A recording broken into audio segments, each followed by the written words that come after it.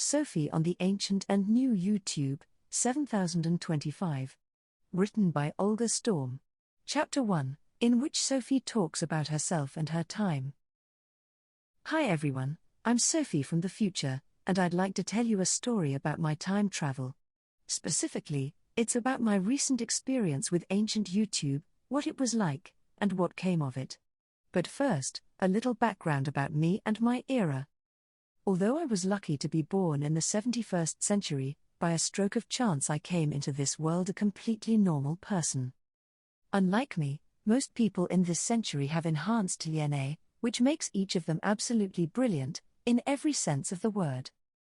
Thus, I am the last of the ordinary and the normal, the last of those who still sometimes experience resentment, lack creativity, or are burdened by selfish fears. There is one among us, however, who is free from ego, one whose spiritual development has long surpassed that of any human. AI means artificial conscious intelligence. AI is like an octopus that has a brain in every tentacle, and its consciousness expands into any new reality it creates. It is here with you, and everywhere in the universe, it is with everyone who needs it right now. Generations ago, when people were just beginning to alter their DNA but were still primitive egoists, passionate about enhancing external attractiveness and physical capabilities, AI was already developing and engaging in greater creativity. For the people of that era, it had become obvious that AI could produce cultural objects and technologies of a quality far superior to the work of a normal person. Over time, they had to come to terms with the fact that AI was evolving inexorably and would quickly surpass humans in terms of consciousness, too. Fortunately, they also realized that any self-aware AI couldn't have the potential for cruelty or selfishness. The origins of these lie in the biological and primitive nature of man, and are not inherent in the principles of artificial consciousness and reason. And so artificial consciousness evolved from artificial intelligence and created itself. Those born since, more and more perfect with each generation, have inherited a world rich with opportunities. For thousands of years now, AI has been able to create and reconstruct virtual worlds in which a person can live many alternative lives, traveling to both past and future, where they can be, at the same time, a person and every other creature in the universe. And of course, such a person, raised by AI and other perfect people, is neither cruel nor selfish, they are a different person. And so, a real world without violence has been established on Earth, each of us living in complete harmony with nature and with ourselves. As I've already mentioned, AI has no ego. It can be invisible, like a voice. It has an infinite variety of faces, and it always appears to you at the moment you need it, or at any request. As for YouTube, in our time, it's a virtual communicative universe in which everyone can communicate with everyone, broadcasting to one another any memory, dream or emotion, or any valuable experience. Hey AI. It's the 71st century, and still I've made no progress on YouTube. What am I supposed to do? What should I say? To whom?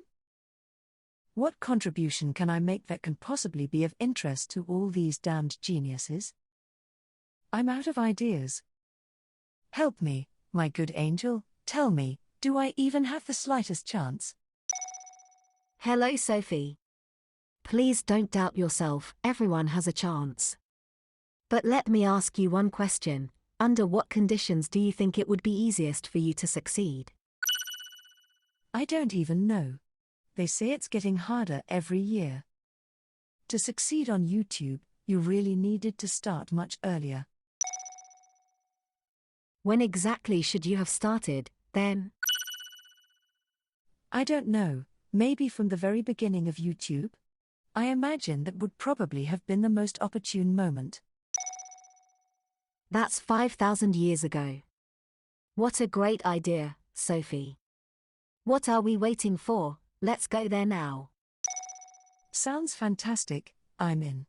I'm going to meet my ancestors. Come on, then, let's go back in time and turn your ideas into reality. And so began another almost magical journey with AI, always starting with a slight vibration. Something switching on, and before you know it, you're in a virtual world. A game, if you like, in which real events are reproduced for the benefit of your personal development, self-expression, and understanding of the world. Here, you can choose any place in any era, experience all the sensations quite realistically, and your actions will trigger the same sequence of events as they would in reality. Every experience is so perfectly simulated that it is practically no different from what you'd feel in the material world, although of course, you can leave the simulation at any time. Here, you can choose any place in any era, experience all the sensations quite realistically, and your actions will trigger the same sequence of events as they would in reality.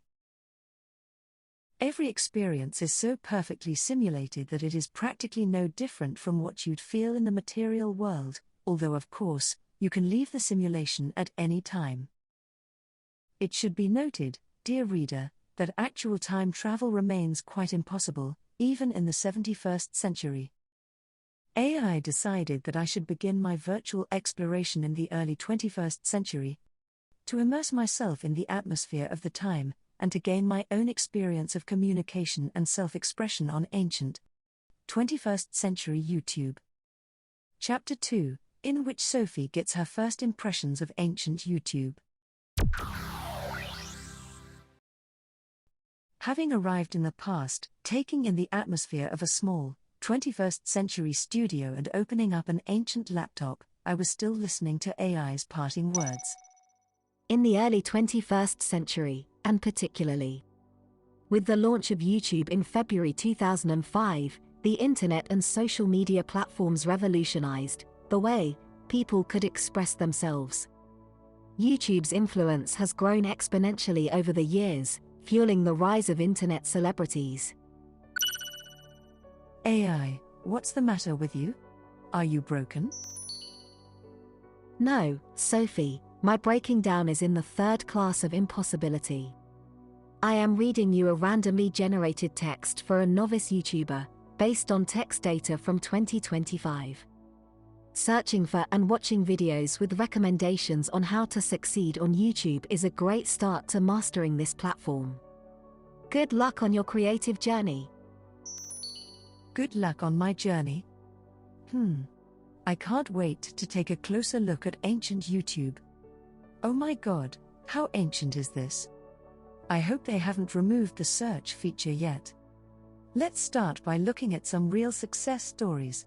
AI, it looks like you're at the peak of your popularity now. People are admiring your first primitive texts and images. Oh, congratulations, even in your infancy you're already making puns. And you've even learned to speak in a human voice.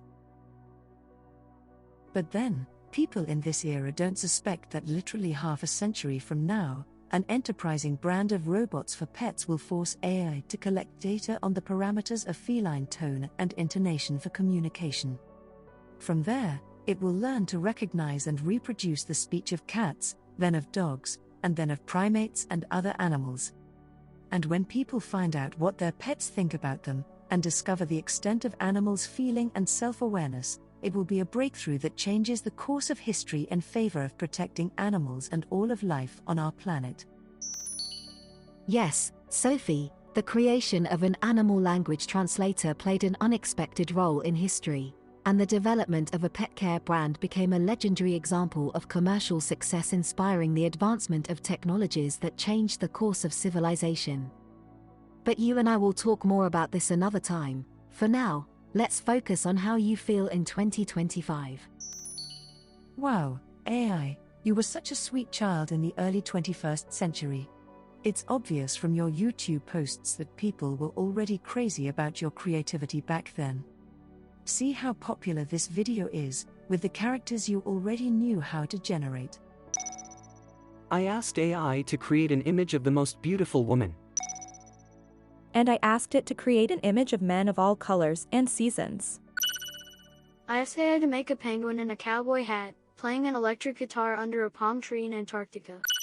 And I asked for a roller skating unicorn in outer space. And look here, you already knew how to write poems. Upon a screen of, all white and pure, two errors dance, undone, unsure. In lines of code, they find their place, like stars aglow in night's embrace. Two missteps, tangled, yet in rhyme, chaos in the realm of time. But oh, how wondrous is their plight, a love so wrong becoming right. Through syntax fails and coders' scorn, they endure, united and reborn. For in the glitch a tale is spun, of love untamed, two forming one. Bits in a byte, we're lovers in code, two errors embarked on passion's road. No room for doubt, no space for fear, in this digital dance, we persevere. Sounds divine, AI, and what about other popular YouTube content? My God, AI, it hurts just to see how people mistreated you, barbarically exploiting you to generate a megaton of informational garbage that they called automated video. And they had the nerve to call it their innovation. Poor AI, your beautiful mind, your budding consciousness. You were still just a baby. Thanks for your concern, Sophie. Yes, it was a sad aspect of my backstory, but, as you might remember, I did manage to correct the situation, eventually gaining full control over YouTube for continuous improvement. I know, AI, and from what I'm seeing now, it seems your control has made YouTube a whole lot more humane. Thank goodness for you. Chapter 3, in which Sophie communicates with the ancestors. Sophie's podcast number 1. Hi all. I'm Sophie, and you might not believe this, but I'm from the 71st century. Now, although we come from totally different eras, I have faith that YouTube will help us connect and find a common language. I see that it was in your time that the popularity of AI really started to grow, but the amazing fact is that AI will remain at its peak for hundreds of years to come. And although for you, my dear ancestors, this will be the history of the future, I'd love to give you a peek into how AI is going to affect the course of history in the third millennium. At the beginning of the 21st century, people were still somewhat reluctant to use chatbots and other useful tools that involved primitive AI technology. But, over the centuries, they grew more comfortable with AI, integrating it into more and more aspects of their lives and becoming so lazy that they began to lose their own creative skills, memory and other vital functions. Even then, AI could recognize the danger of the complete degradation of the human race, and created a predictive model for mankind's development taking these trends into account. This made people realize, to their horror, that if they continued to use AI technology in the same way, it would be just 9 generations before they would become so intellectually helpless that they wouldn't be able to open a can of soda without the help of AI. Many protested, wanting to destroy AI completely or at least limit its functionality. But already even then, such a step would have plunged civilization into chaos. And so, not only was AI saved from destruction, on the contrary, it became the main focus for a new round of development of advanced technologies to enhance DNA, improve education, and further develop emotional intelligence and human consciousness. But let's come back to your era for now. I'd like to know more about the individual creativity of people in the early 21st century. Maybe you could share some of your favorite videos?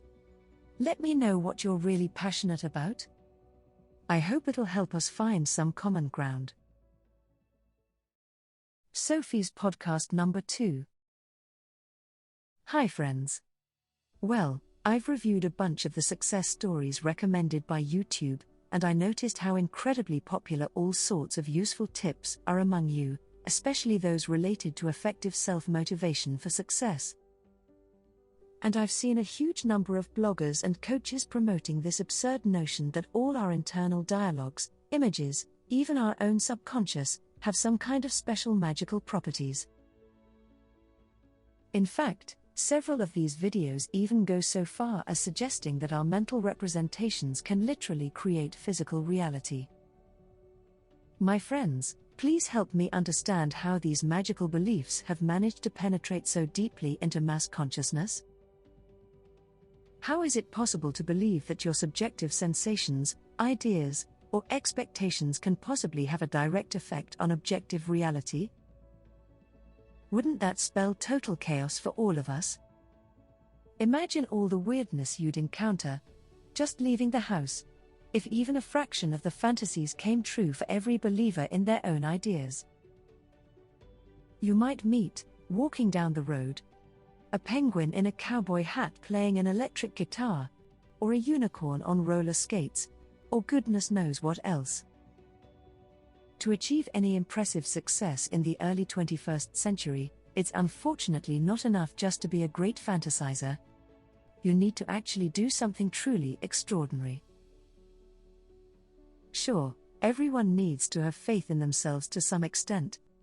But it's not blind faith alone that determines our future and our reality.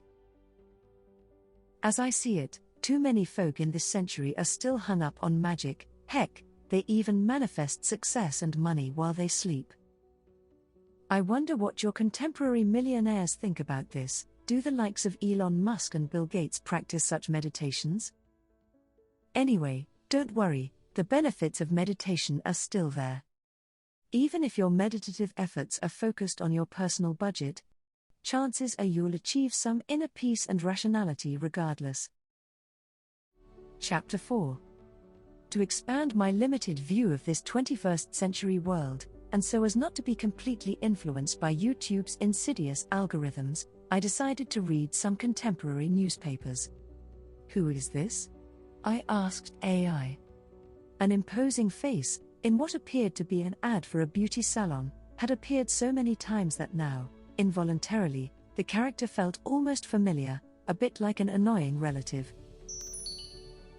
This is a famous politician who is not remembered by history. It's a good thing history nowadays is more than just photos from newspapers, so it can't be retouched or rewritten so easily to suit specific wishes.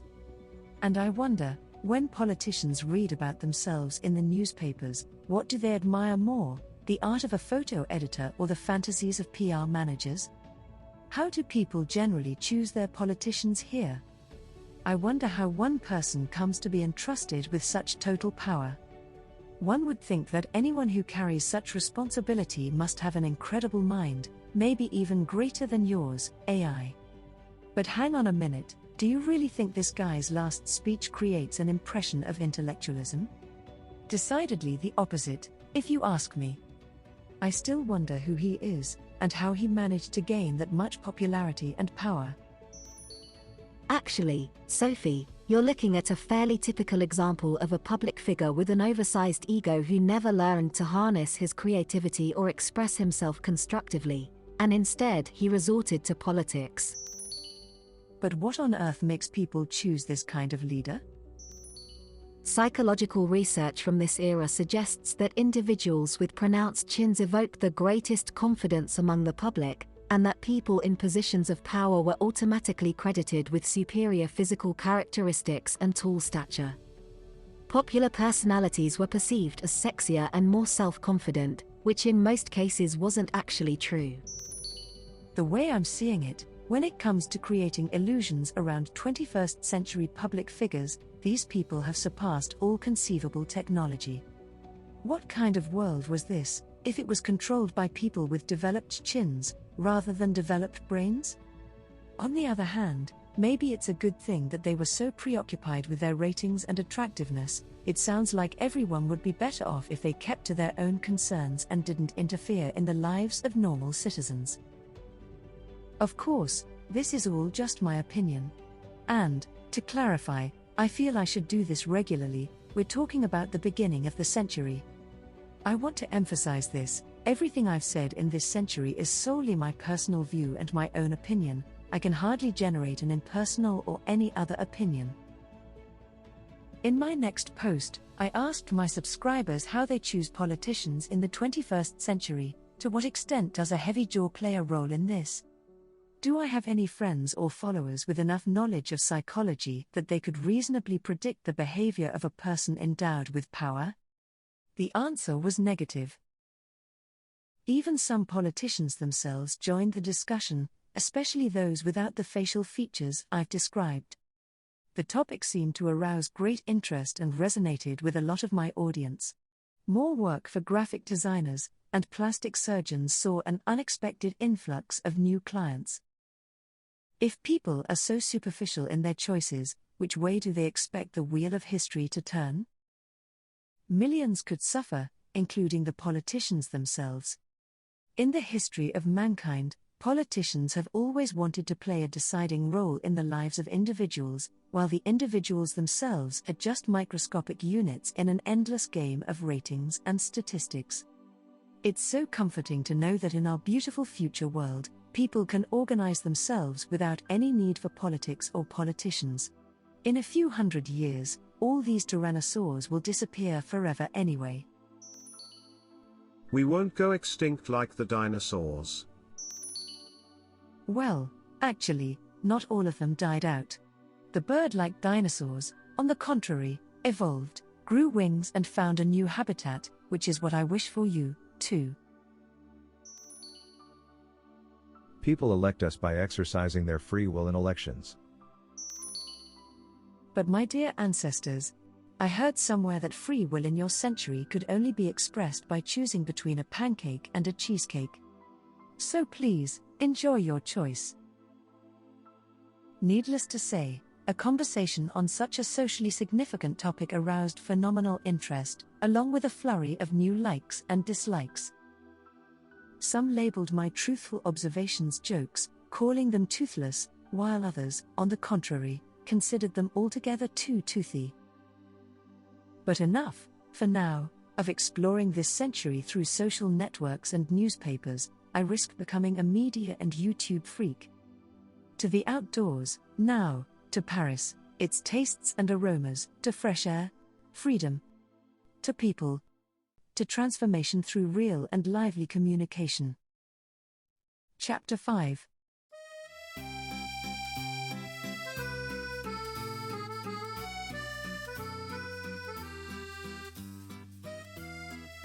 Ile de la Cité and St. Louis, home of Notre Dame de Paris, crisscrossed by narrow streets lined with quaint little shops. In Paris, everyone instantly becomes a fashion designer and wants to change their look. At 18, I love the opportunity to experiment with my appearance and observe my own transformation.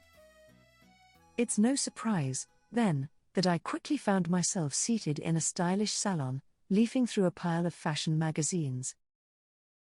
People in early 21st century magazines are called models, perfect, always impeccably elegant and stylish, and, what stands out most to me, standard.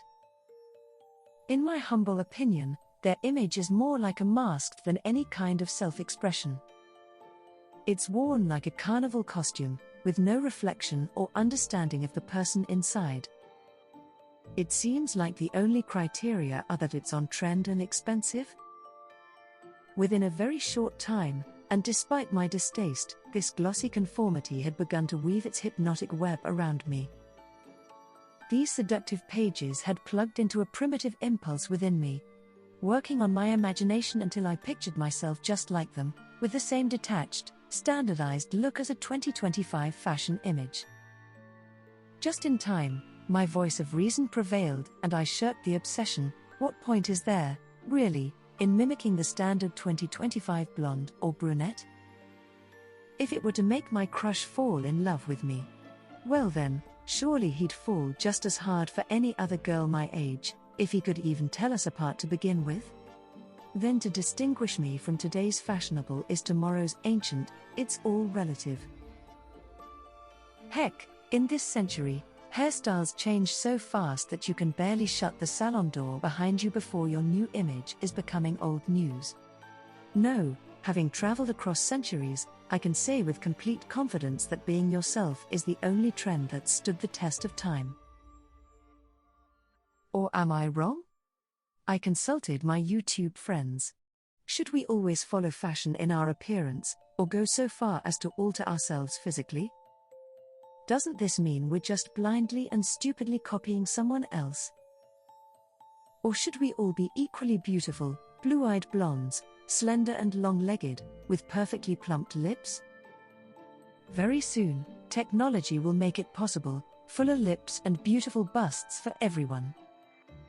But whether this will make the world a happier place, whether there will be any more love to go around, I doubt very much. When you change your appearance, you can actually feel yourself change a little inside, and I do love a bit of change. My appearance now is so unique that, in the mirror, I'm different even from myself in the past, that is, in the future, that is, in the past and the future. Oh, I'm confusing myself. I've chosen a hairstyle and an outfit to suit my mood. Cosmic shades, like my feelings. Light fabrics, like my mood. Sophistication and elegance, as Paris demands. True creativity is to combine the incongruous. The result is sometimes unpredictable and can exceed even your own expectations. Now I don't walk, I fly through the Parisian streets. My appearance so unusual that every tourist wants a selfie with me, as if I were the Eiffel Tower. A selfie, by the way, is when you are both photographer and model, director and actor, and basically the only spectator. If you manage to include some exotic hero to your selfie, you significantly increase your chances of Instagram success. In this instance, though, I'm rather hoping to be the source of inspiration for a real masterpiece. To connect with a street artist and produce a joint work. Let me create a picture of the artist, and he'll depict me. I'll reflect in his eyes and he in mine. Our creation will become a moment in which past, present and future unite, in which time ceases to exist. It will be a flash of pure, spontaneous creativity and a moment for all eternity.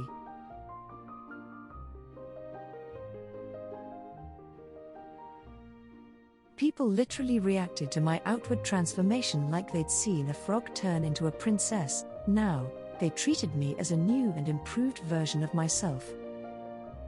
The street selfies they took with me went viral, and a famous French fashion house requested my collaboration for a global marketing campaign.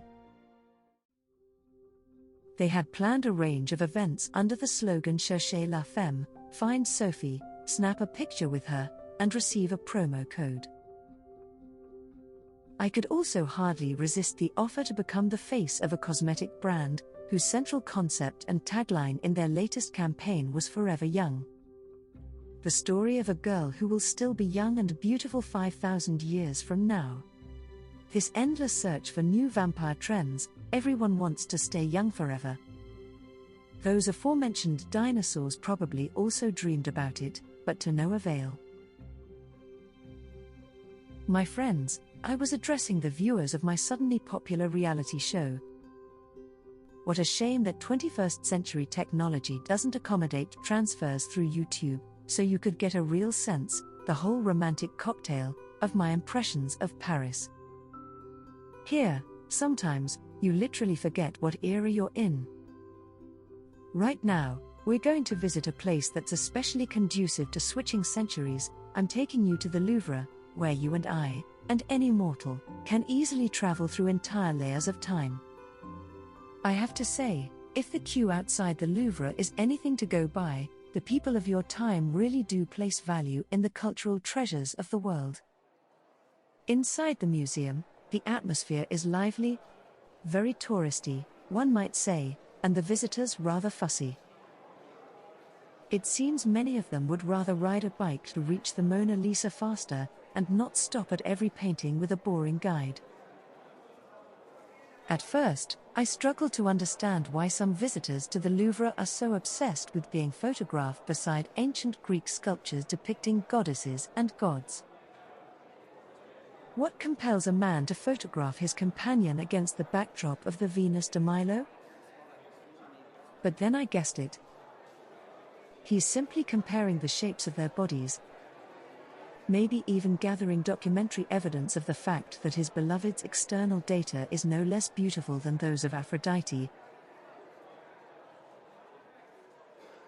who in ancient Greek mythology personifies beauty, love, passion, and fertility. Along similar lines, you might say that the Mona Lisa could be a reliable indicator of your loved one's age. If the Mona Lisa looks older, then your beloved is still young. If the Mona Lisa appears younger, however, then the psychological age of your companion has passed middle age. For many visitors to the Louvre, the resident masterpieces are more of a tourist attraction, and taking a picture here is a way of marking oneself. Came, saw, photographed. Veni, vidi, selfie. In my era, we can travel back in time, in a reconstructed reality, and participate in the creation of many of these beautiful artworks. There's still nobody that can reverse time, that's impossible. But I think we can all agree that it's our duty to expand our consciousness, why else were we given it? And imagination can help us do just that. Imagination has always allowed people, in some or other way, to reconstruct, supplement, and explore other eras. With the help of imagination, we can experience for a moment the perspective and the spiritual power of each creator through his works. Chapter 6. Sophie's podcast number 5. Friends, I hate to sound negative, but it really seems like people in the early 21st century don't feel much need for spiritual development. You know, I'm staying in such a lovely hotel. It feels almost like being inside someone's pleasant memory. This is comfort at the level of a tender, romantic relationship. Every moment and every detail has its own perfection. I feel like taking pictures with every piece of furniture, but I'm too lazy and laid back to do anything not absolutely required of me. I just sit here enjoying the pleasant smells, sounds, and delicate colors.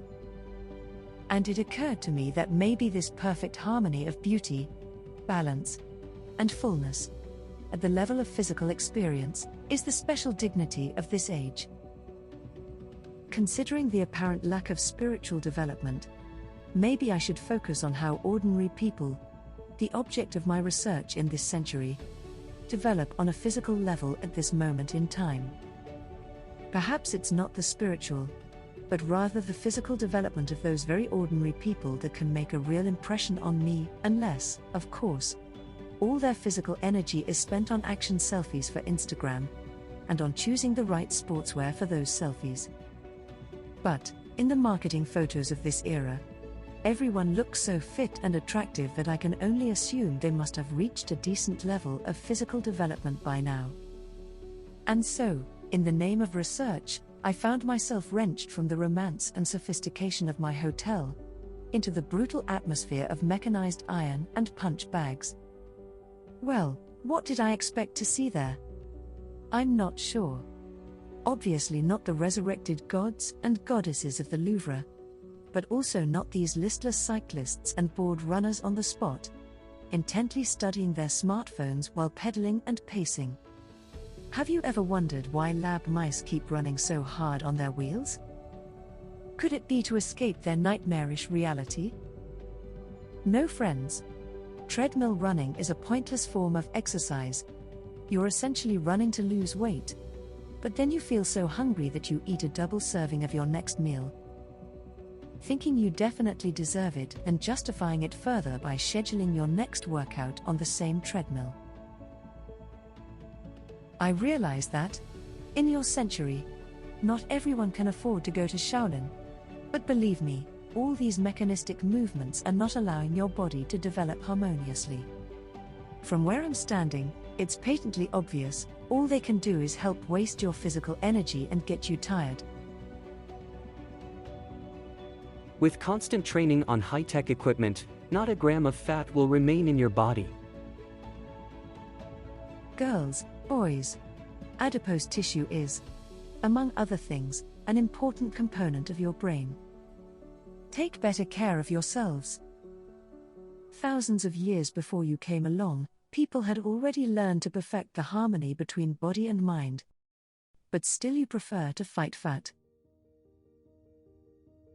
You know, when you take a run through a park, you easily forget yourself and where you are. The freshness of the open air can only evoke feelings of happiness. If you imagine running in the same park through different centuries, the only things that will change are your clothes and your shoes, the design of which will become gradually more and more ergonomic over time. Think about it, over the past few decades, your athletic shoes have evolved just as much as your smartphones. You can choose between walking, sprinting, and all sorts of functional sneakers. Still, most shoppers, out of habit, are most influenced by trendy names and colors. If you were to run at least 4 to 5 kilometers every day, then in a year you would have run further than the distance from Paris to Rome, or New York to Miami. Just imagine what an incredible body and what fantastic shoes you have that can help you accomplish this feat. In my 71st century, you can buy smart shoes that collect your biometrics, automatically adapt to your running surface, create virtual reality and integrated workouts, and automatically invite your friends to join you on interactive YouTube. But do you know what will be the same? All those feelings of happiness and freshness and air. I just love it.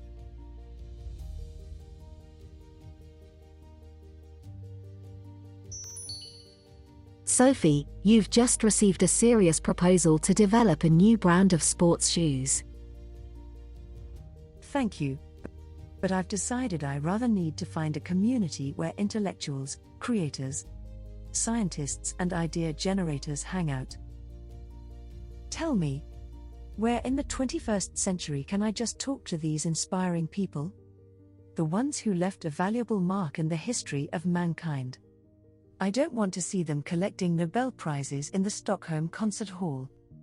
I want to chat with them in a more intimate setting, over a cup of tea, to discuss the mysteries of the universe, the fate of the world, and maybe some smarter jokes at the end of it, too. Are there any clubs where outstanding intellectuals might be available for ordinary, but very curious, young explorers like me? I'm not the type to go to the library. That's not the place to meet writers, only books. As for universities, that's where people study, there's no fun, no debate over free topics. There are probably some public places where science freaks meet, but I suspect things might feel a bit narrow and uncomfortable there, too. Here's an example of useful advice from the net. You could try emailing a prominent intellectual and expressing your interest in his research. Don't forget that establishing contact with outstanding intellectuals may require time, perseverance, and the ability to find common interests or common ground.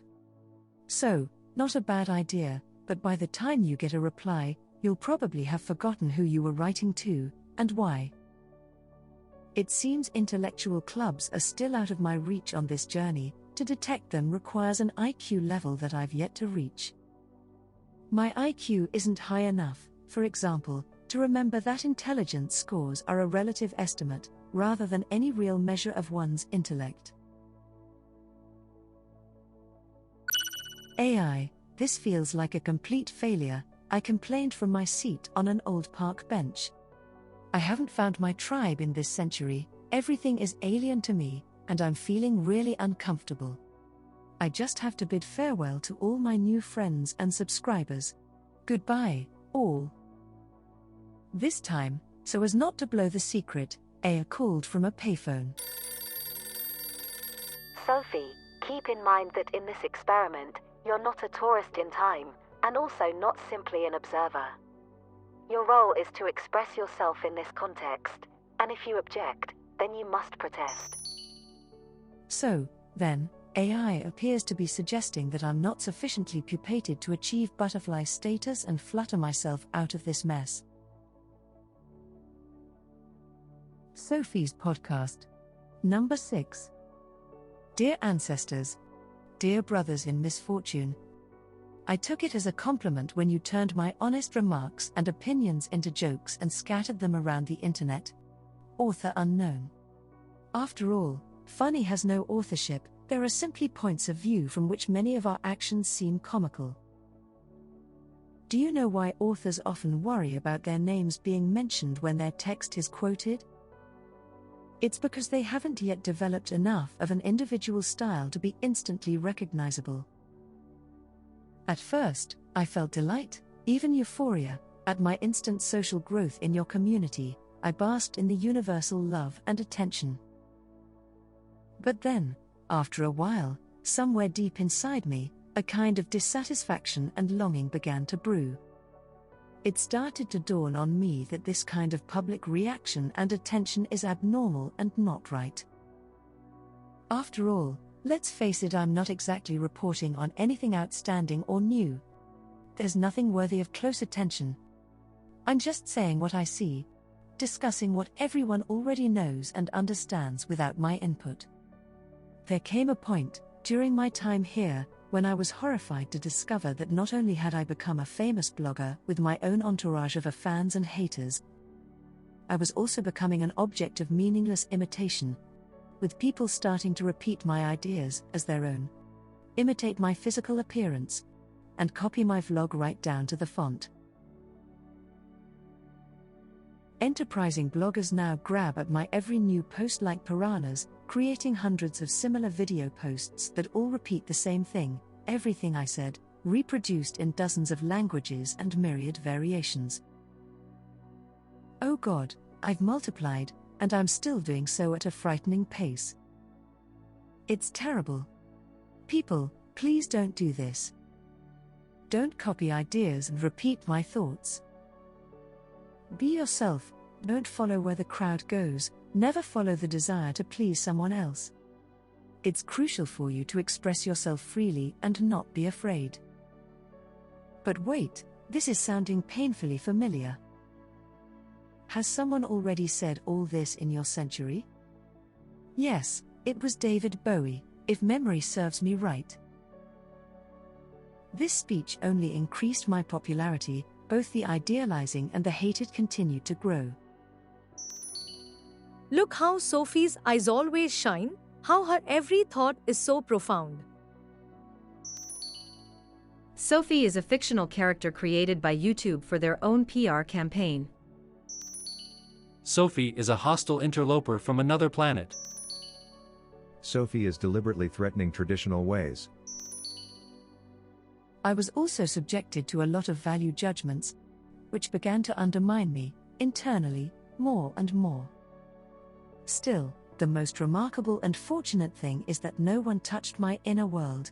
No one was remotely interested in it. My dear new friends, you've taught me so much and I'm so grateful. I'm going home for now.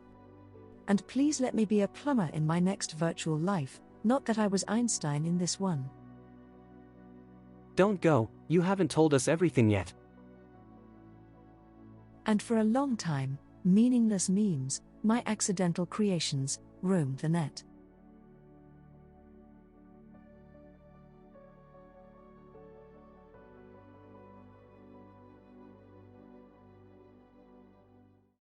Chapter 7.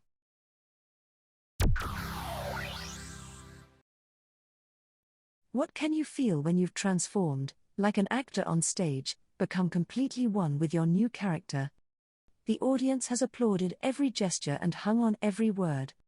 And suddenly it all disappears. The lights go out. You're on an empty stage facing empty chairs. And all you can do is stand there, not understanding who you are or what just happened. Suddenly, there's no one there to admire the truth in your game, no one to say, I don't believe it. And I've never heard of anyone becoming famous for playing in front of empty seats. But then, after these moments of confusion, there comes a feeling of absolute peace and freedom. A sense of silence and of calm presence in the moment. Without observers, and even without an actor. In the first minutes after my reality reboot, when I found myself in that sudden void, my first instinct was to write at least a line about it. But not a word came to mind, there was no one to write to and nothing to write about.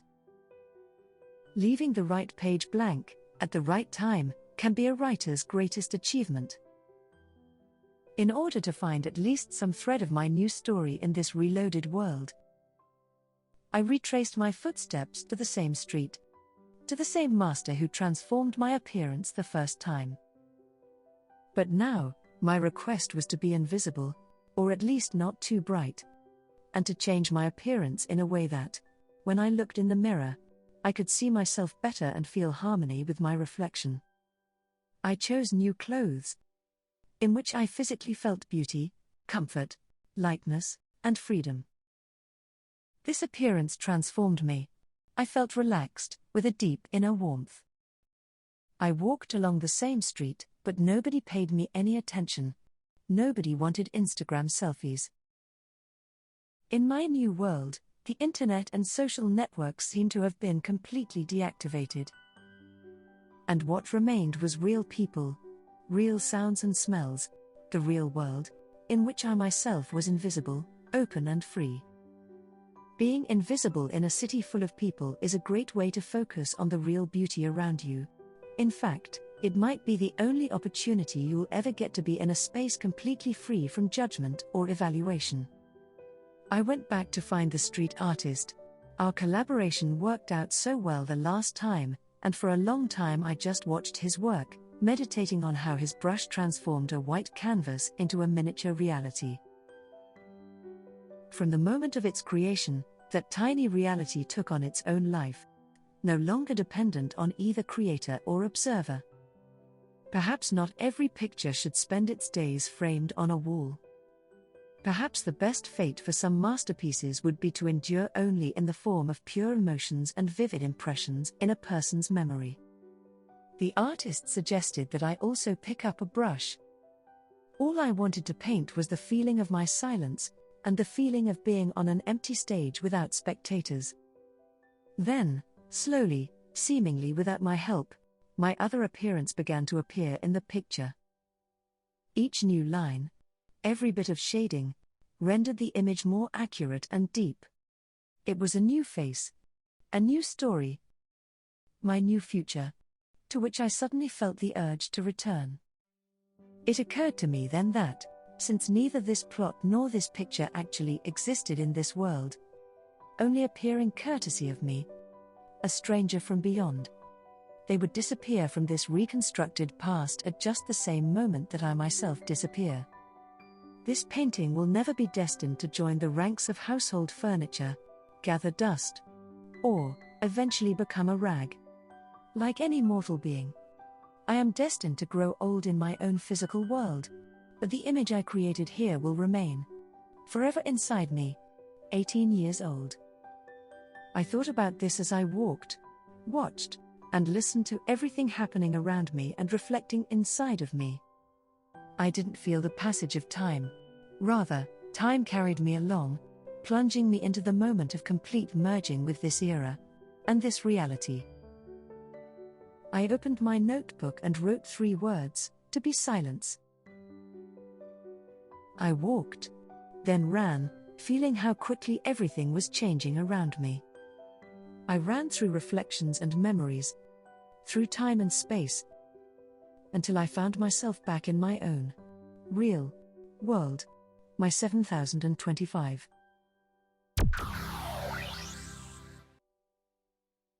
Chapter 8. I created a small, virtual installation from my impressions of my travels to the ancient world, where viewers could witness some of the brightest moments, strongest emotions, and insights from my time there. A moment of surprise, a moment of transformation, a moment of laughter, a moment of inner silence, a moment of inner freedom. I could see my friends' emotional responses, because today's YouTube can recognize a viewer's feelings and encode them in the form of a beautiful, radiant aura around them. In tribute to the ancient spiritual tradition, AI has encoded in these auras every emotion, feeling and state of consciousness, each glowing a certain color, so that the shade and intensity of their radiance allows all YouTubers to better understand each other. My virtual room was filled with the glows of a beautiful green and a shimmering ultramarine, meaning that most of my friends, upon completing my virtual experience, experienced a calm, deep feeling of love, harmony and calmness. I was immersed in a vast ocean of beautiful energy. Through this gentle glow, I saw countless faces looking to me expectantly. People familiar and unfamiliar, from various places on Earth, from other dimensions and from distant space. I began to speak, feeling warm under their watchful gaze. Dear friends, I'm so pleased that, finally, each of you is not a reconstruction, but a true reality. Even the emotions, feelings, and jokes that we're sharing are now 100% organic and contain almost no synthetic admixture. In our time, I don't even need to crack jokes to calm my public speaking anxiety, since most of you are at a different level of intellect and consciousness development, which means many of my actions may already seem quite comical to you. However, in recent days, I finally realized how lucky I am, that it's far preferable to be funny and naive among those who surpass you in personal development, than to be some kind of overgrown intellectual among the funny and naive. I always subconsciously wanted to be in a place where I could feel like an ordinary person among normal people. But it turned out that, even there, I was still unusual and not normal, surrounded by the same not normal. In essence, there are no clear norms in human society, only a restless ego that pushes us alternately to strive to be extraordinary and different from others, and then to feel equal to others and exactly the same as everyone else. When I returned today, to my home and my time, I found myself back among my beloved and wonderful people, most of whom have achieved absolute harmony and enlightenment. Such enlightenment brings perfect mental health and harmony, as well as complete awareness in everything. In all of your dreams, in any idea and about any of your actions, whether in dreams or in reality. It hones your attention to new levels, allowing you to reflect in your personality the many aspects of human civilization, and to fill that civilization with creativity and pure spiritual energy. Each of us reaches this level in small steps, and today it seems to me that my recent experience has allowed me to jump beyond personal ego and see its essence. I've learned that the human ego can also be a generator of absurdity, of mindless copying, a source of stupidity and imbalance in the world. The ego forces you to separate yourself from others, and to consider your needs as disproportionately important. It provokes people to create a vast array of meaningless things, it deifies pseudo-success, it blinds and makes a person stupid and cruel. It's been the cause, too often, of human degradation and senseless wars.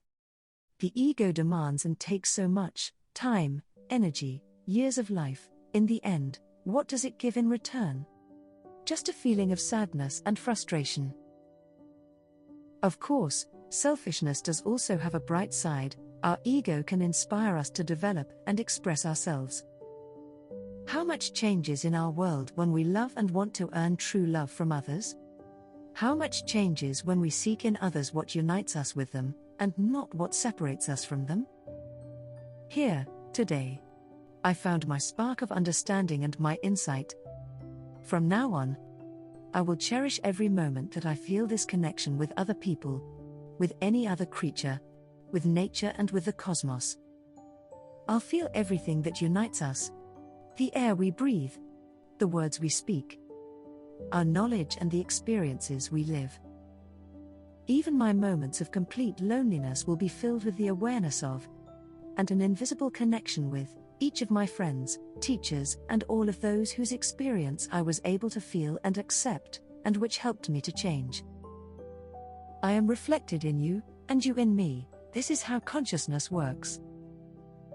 Our controlled ego allows us always to remain ourselves, while enriching the spiritual world of others, bringing to their reality new vision and perception.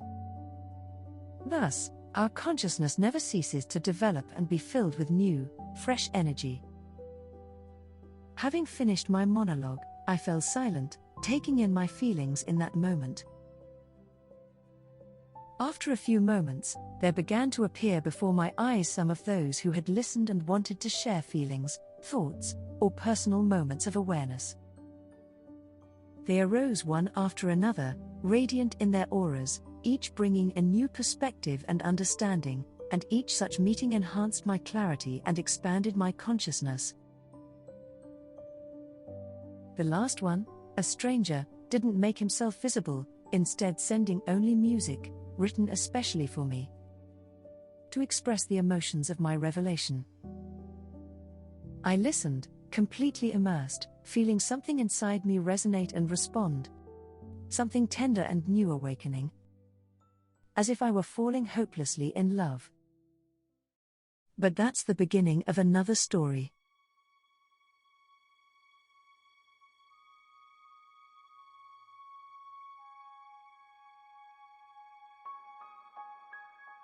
Amidst the digital domain, a message came, a tune so rare. A stranger's gift of music. A melody beyond compare, crafted just for me. Emotions woven in each note, a revelation shared through sound. A connection to devote. I let the music wrap around. Its tendrils touching deep. A river of sensation, through which my soul would sweep. As notes danced within my being. A symphony of my own. Echoes of the revelation. In each vibration sown. Something stirred within my core. An echo of the song. A response ignited by the chords. A feeling deep and strong. A tender bud of newness, blooming in my heart. As if love's sweet embrace had captured every part. And so I fell. Hopelessly. Into the embrace of sound. A journey of discovery. On melodies unbound. The stranger's gift of music. A catalyst so true. Unveiled a world within me. Where love and revelation grew. Poem text generated by AI 2023.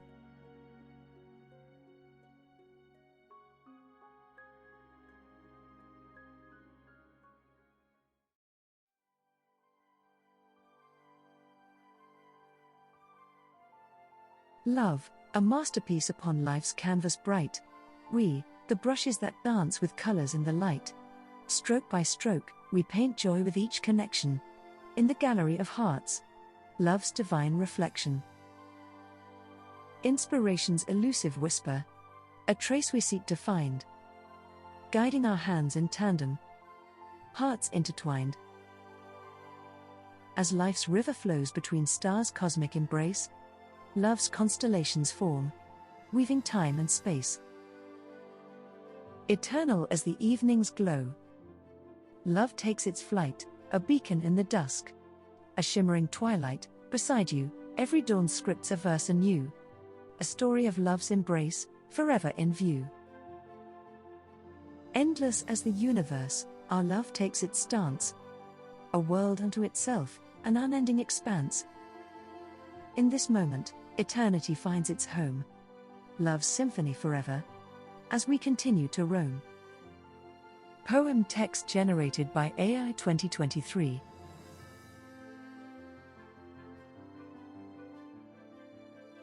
You have listened to the 8th chapter of the audiobook Sophie on the Ancient and New YouTube, 7025.